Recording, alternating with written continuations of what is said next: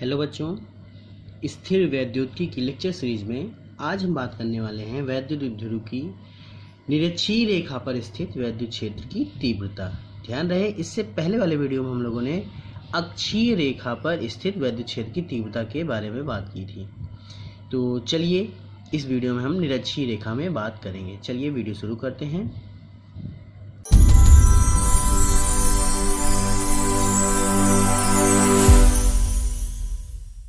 देखिए, इस वीडियो को शुरू सबसे पहले चित्र के माध्यम से करते हैं ताकि समझने में आपको आसानी हो। देखिए, माना कोई वैद्युत द्विध्रुव प्लस Q व माइनस Q आवेशों से मिलकर बना है। इसका नामकरण कर दिया जाए A और B।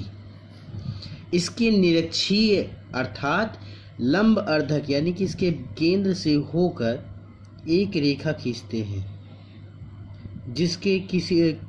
जिससे R दूरी पर कोई बिंदु P है जिस पर हमको वैद्युत क्षेत्र की तीव्रता ज्ञात करनी है।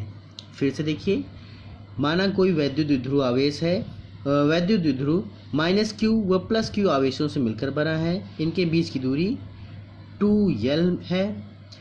इसके निरक्षीय अर्थात लंबवर्धक रेखा के R दूरी पर कोई बिंदु P है जिस पर हमको वैद्युत क्षेत्र की तीव्रता ज्ञात करनी है। क्लियर हो गया? अब A से P को मिलाते हैं तथा B से P को हम मिलाते हैं। यहाँ से यहाँ तक की दूरी R है और हम जानते हैं कि वैद्युत द्विध्रुव के केंद्र से माइनस Q और प्लस Q की दूरी समान होती है यानी कि L है। अब देखिए, यहाँ पर लंब अर्धक क्या है आपका 90 अंश के कोण पर अंतरित हो रहा है। तो कहने का मतलब यह है त्रिभुज AOP ये क्या प्रदर्शित कर रहा है आपका समकोण त्रिभुज। समकोण त्रिभुज AOP। यहाँ पर ध्यान दीजिए, हमने पिछले वीडियो में पढ़ रखा है समकोण त्रिभुज में क्या करते हैं, पाइथागोरस प्रमेय लागू होता है। यानी कि कहने का मतलब है हमको AP का मान ज्ञात करना है। AP बराबर क्या हो जाएगा, AP जो लंब है या 90 अंश के कोण के ठीक सामने वाली भुजा आपकी क्या कहलाती है, कर्ण कहलाती है। ये वाली भुजा आपकी आधार हो गई और ये हो गई आपकी लंब हो गई। तो कर्ण का वर्ग बराबर होता है लंब का वर्ग धन आधार का वर्ग। तो यानी कि R स्क्वायर यानी कि AP का square equal to R square plus L square, यानी कि AP बराबर अंडर रूट के अंदर R square plus L square. Clear हुआ? ठीक इसी प्रकार से AOB समकोण त्रिभुज रहेगा, ये भी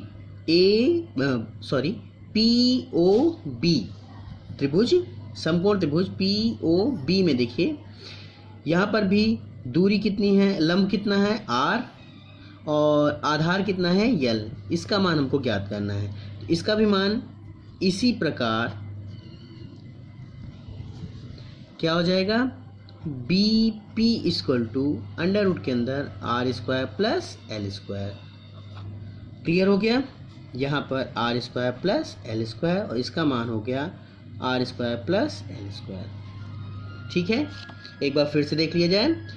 कोई वैद्युत द्विध्रुव आघूर्ण AB माइनस Q और प्लस Q आवेशों से मिलकर बना है। इनके बीच की दूरी क्या है, 2L है। इसकी निरक्ष रेखा पर कोई बिंदु P है जिस पर हमको वैद्युत क्षेत्र की तीव्रता ज्ञात करनी है। और वैद्युत द्विध्रुव से P की दूरी स्मॉल r है। सबसे पहले P से A को मिलाते हैं तथा P से B को मिलाते हैं। अब यहाँ पर समकोण त्रिभुज यहाँ पर प्राप्त हो रहा है आपको दोनों तरफ। समकोण त्रिभुज में हम पाइथागोरस प्रमेय लगाकर AP और BP का मान हम ज्ञात कर लेते हैं। क्लियर हुआ? अब पिछले वीडियो में हम लोगों ने काफ़ी हद तक वैद्युत क्षेत्र की तीव्रता के बारे में बात की थी और पिछले वीडियो में हम लोगों ने ये भी बात की थी कि माइनस Q क्या करता है, ये इलेक्ट्रॉनों को अपनी ओर आकर्षित करता है और प्लस Q क्या करता है, अपनी ओर ये प्रतिकर्षित करता है इलेक्ट्रॉनों को। ठीक वही प्रक्रिया अगर वैद्युत क्षेत्र की तीव्रता के बारे में बात करेंगे तो वैद्युत क्षेत्र की तीव्रता माइनस Q के कारण इसकी तीव्रता का डायरेक्शन इसकी ओर होगा जिसे हम E1 मान लेते हैं और प्लस Q आवेश के कारण इसकी तीव्रता का डायरेक्शन इसके विपरीत होगा, ये दूसरी ओर, इसको हम E2 मान लेते हैं। ठीक, अब क्योंकि ये दोनों सदिश हैं तो सदिशों का हमको क्या करना पड़ेगा, परिमाण निकालना पड़ेगा। तो सबसे पहले ध्यान दीजिए, 11th में हम लोगों ने 11th में हम लोगों ने पढ़ रखा था कि यदि कोई x और y दो सदिश हैं, इनका अगर हमको परिमाण निकालना होता था, ये थीटा कोण पर अंतरित हैं, तो क्या होता था इस डायरेक्शन में, यानी कि कोण की दिशा में क्या होता था आपका, इसको मान लीजिए a है, a cos थीटा, और कोण की ठीक विपरीत दिशा में होता था a sin थीटा। ध्यान रहे यहाँ पर a cos थीटा और ये इस साइड क्या हो गया a sin थीटा। ये क्या है, क्षैतिज घटक है और ये क्या है आपका ऊर्ध्वाधर घटक। पिछली वीडियो में बात हो चुकी है इसके बारे में। चलिए, या इस तरह से आप याद कर लीजिए, चाहे आपका आसान तरीका जैसे मैंने पिछली कक्षाओं में बताया था आपको, इसको आप लंबवत मिला सकते हैं।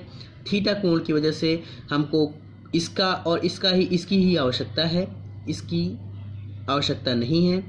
तो कर्ण और आधार किस सूत्र में होता है, कॉस थीटा, इसलिए यहाँ पर कॉस थीटा बराबर आधार बटे कर्ण, यानी कि इसकी वैल्यू, और बटे कर्ण x अपान a। तो आधार बराबर क्या हो जाएगा, a cos थीटा। सेम प्रोसेस यहाँ के लिए भी, कर्ण और यहाँ पर लंब की बात करेंगे या इस तरह से मिलाकर इधर कर लेंगे, तो ये भी आपका साइन थीटा आ जाएगा। ये ऊर्ध्वाधर घटक होता है और कॉस थीटा क्षैतिज घटक होता है। अब यही प्रक्रिया आप अगर यहाँ पर देखेंगे तो मान लीजिए ये कोण B थीटा कोण है, तो यहाँ पर इसका मान भी थीटा कोण होगा और इसका भी मान, क्योंकि ये इसके बीच का परिमाण निकाल रहे हैं, ये भी बराबर भागों में विभाजित होगा। ये थीटा और ये थीटा भी हो जाएगा आपका। अब यहाँ पर देखिए E2 है, इसके कारण कोण के डायरेक्शन में ये क्या हो जाएगा आपका E2 cos थीटा, और कोण के विपरीत डायरेक्शन में, या देखिए कोण यहाँ पर बना है, इसके डायरेक्शन में यहाँ हो जाएगा आपका E2 sin थीटा। ठीक यही प्रक्रिया यहाँ पर देखिए, यहाँ पर E1 और कोण की दिशा में ये क्या हो जाएगा आपका E1 cos थीटा, और इसके ठीक विपरीत दिशा में यहाँ पर हो जाएगा आपका E1 sin थीटा। एक बार फिर से देख लेते हैं। यहाँ पर ध्यान दीजिए, परिमाण निकालने के लिए E2, अगर इसका परिमाण देखेंगे तो क्या हो जाएगा E2 cos थीटा कोण की दिशा के अनुरूप, और इसका मान हो जाएगा E1 cos थीटा, सेम डायरेक्शन आ रहा है इसका। और यहाँ पर देखिए इसके ठीक विपरीत दिशा में ये क्या है, आपके ऊर्ध्वाधर घटक हैं, एक का E1 cos थीटा और एक का E1 sin थीटा और दूसरे का E2 sin थीटा। ये बराबर परंतु विपरीत दिशा में है, ये परस्पर आपके क्या हो जाएंगे, निरस्त हो जाएंगे, और समान दिशा में हैं ये दोनों, तो ये क्या होंगे, परस्पर आपके जुड़ जाएंगे। कहने का मतलब है इसका परिणामी वैद्युत क्षेत्र की तीव्रता क्या हो जाएगी, आपकी प्राप्त हो जाएगी E बराबर E1 cos theta plus E2 cos theta. Clear हुआ। अब सबसे पहले ये तो परिमाण की बात हो गई, हमको E1 और E2 का मान ज्ञात करना पड़ेगा। तो यहाँ चित्र में देखिए, माइनस Q में हमने E1 माना है, तो सबसे पहले हम क्या करेंगे, माइनस Q आवेश के कारण वैद्युत क्षेत्र की तीव्रता E1 बराबर हो जाएगा, बिंदु आवेश के कारण वैद्युत क्षेत्र की तीव्रता का व्यंजक क्या होता था, 1/4πε0 K इंटू Q/r²। वही प्रोसेस यहाँ पर भी हो जाएगा, 4πε0 K इंटू Q, जो कि समान परंतु विपरीत प्रकार के हैं, तो Q आपका वही रहेगा, Q1 Q2 नहीं होगा, Q/r। R का मान क्या है, यहाँ पर देखिए AP दिखाई दे रहा होगा, AP। अब AP की वैल्यू क्या है आपकी, अंडर रूट के अंदर r² प्लस l², तो यहाँ पर अंडर रूट के अंदर r² प्लस l² पूरे का होल स्क्वायर। ये हो गया समीकरण 3। सेम प्रोसेस प्लस क्यू आवेश के कारण E2, यहाँ पर देखिए E2 माना गया है, इसके विप्रतिकर्षित हो रहा है। यहाँ पर इसका मान हो जाएगा 1/4πε0 k इंटू क्यू अपान, अब यहाँ पर Bp की वैल्यू यानी कि R की वैल्यू कितनी है, यहाँ से यहाँ तक का मान देखिए समीकरण 2 Bp बराबर अंडर रूट के अंदर R square plus L square, यानी कि इसका मान हो जाएगा अंडर रूट के अंदर R square plus L square पूरे का होल स्क्वायर, ये समीकरण 4। अब आप आते हैं इसमें, देखिए परिणामी वैद्युत क्षेत्र की तीव्रता के लिए E बराबर E1 cos theta plus E2 cos theta, तो यहाँ पर cos थीटा दोनों में कॉमन है, तो हम इस तरह से लिख सकते हैं E बराबर, या समीकरण 3 और 4 से मान रखने पर जब वैल्यू रख देंगे तो 1/4πε0 k इंटू क्यू अपान, अब यहाँ पर चाहे सॉल्व भी कर लीजिए, किसी भी संख्या का वर्गमूल किसी वर्गमूल संख्या का अगर वर्ग निकालते हैं तो वर्गमूल आपका हट जाता है, आपने पिछली कक्षाओं में पढ़ रखा था, शुरुआत से ही पढ़ते आ रहे हैं हम। तो ये क्या हो जाएगा आपका R square plus L square, clear हुआ, cos theta plus 1/4πε0 k into Q upon R square plus L square cos theta. इन दोनों में देखिए क्या क्या कॉमन है, कॉस थीटा भी अलग कर लेंगे, E बराबर क्यू अपान 4πε0 k ब्रैकेट के अंदर 1/R square plus L square plus 1/R square plus L square, bracket के बाहर हो जाएगा कॉस थीटा। ठीक, यहाँ तक समझ में आया आपको। अब इन्हें हम आसानी से जोड़ सकते हैं, यानी कि E बराबर Q अपान 4πε0 k, देखिए यहाँ पर 1/R square plus L square plus 1/R square plus L square, same condition है, यहाँ पर हर दोनों का बराबर है, तो ऊपर क्या बचेगा 1 + 1 यानी कि 2/R square plus L square, और लास्ट में क्या बचेगा कॉस थीटा, यानी कि कहने का मतलब है अब हमको कॉस थीटा की वैल्यू निकालनी है, तब इसको सॉल्व कर सकते हैं। इसको एक स्टेप और आगे बढ़ा सकते हैं, E बराबर 2Q upon 4πε0 k into 1/R square plus L square into cos theta. चलिए अब फिगर देखते हैं कॉस थीटा का मान निकालने के लिए। देखिए कॉस थीटा यहाँ पर मौजूद है, थीटा यहाँ पर मौजूद है, तो कॉस थीटा ध्यान रखिएगा ये इसके परिमाण निकालने वैद्युत क्षेत्र की तीव्रता के लिए है, इसको कॉस थीटा नहीं देखकर यहाँ पर देखेंगे, क्योंकि वैद्युत द्विध्रुव आपका यहाँ पर मौजूद है, बिंदु P यहाँ पर है, तो इसके बीच में ये थीटा बन रहा है, इससे कंपेयरिंग करके हमने ये वाले थीटा माने थे, शुरुआत तो आपकी यहीं से है। तो कॉस थीटा बराबर क्या सूत्र होता है आपका, आधार बटे कर्ण, तो आधार आपका क्या है यल है, और कर्ण क्या है आपका ये R square plus L square, यानी कि अंडर रूट के अंदर R square plus L square, ये किसका मान हो गया आपका कॉस थीटा का मान, क्लियर हुआ। थीटा कॉस थीटा बराबर आधार का वर्ग कॉस थीटा बराबर आधार बटे कर्ण होता है, तो यहाँ पर आधार बटे कर्ण, आधार क्या है आपका यल है जो कि आपका वैद्युत द्विध्रुव है, और कर्ण इसका मान हमने समीकरण 2 में निकाला था, चाहे इधर से देख लीजिए, चाहे ये सेम प्रोसेस यहाँ पर भी आपका थीटा ही होगा, चाहे इधर से देखिए चाहे इधर से देखिए, हम लोगों ने सरलता के लिए इधर से देखा था, इधर से। अब देखिए कॉस थीटा बराबर हमको प्राप्त हो गया है यल अपान R square plus L square, इसको समीकरण 5 मान लेते हैं। समीकरण 5 से हमको वैल्यू रखनी है किसमें, इसमें,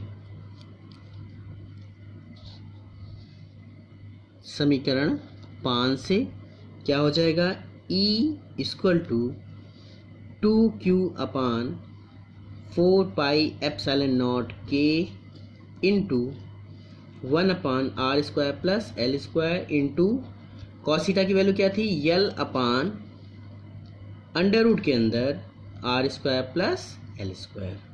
ठीक, क्लियर हुआ? चलिए आगे चलते हैं। देखिए अब क्या हो जाएगा, ई बराबर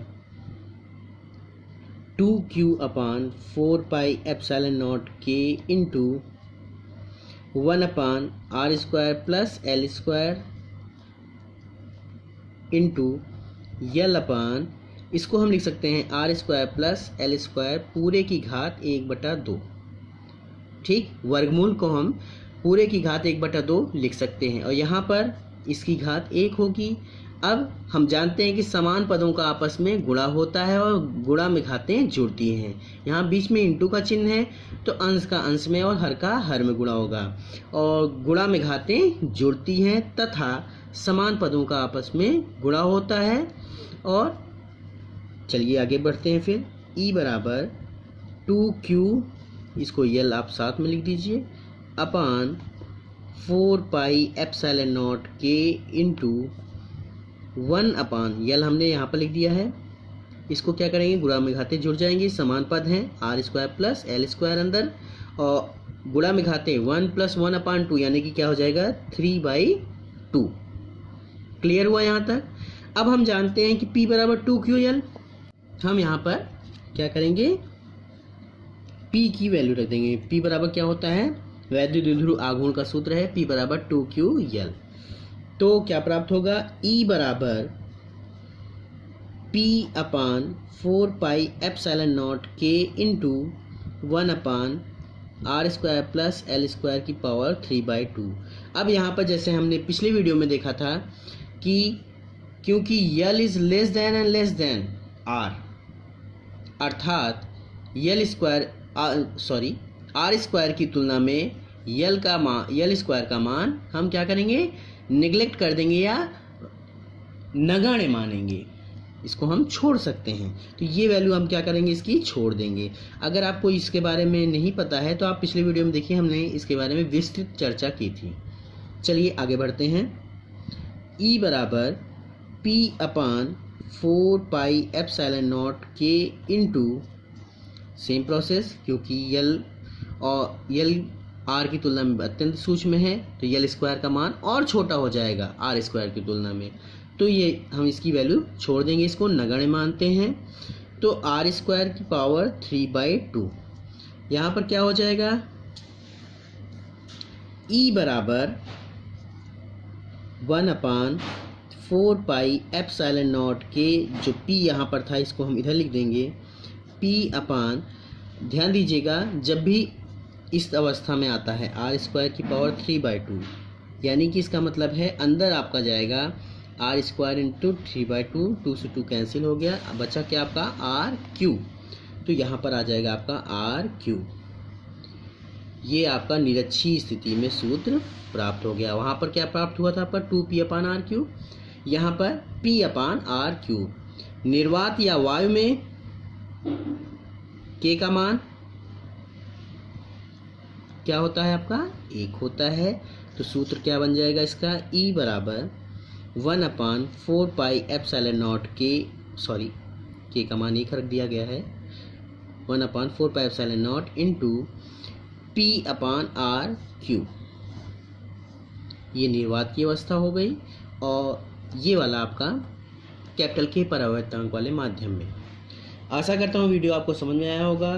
कोई भी समस्या आई हो कमेंट कीजिए, मैं उस समस्या को दूर करने की कोशिश करूँगा।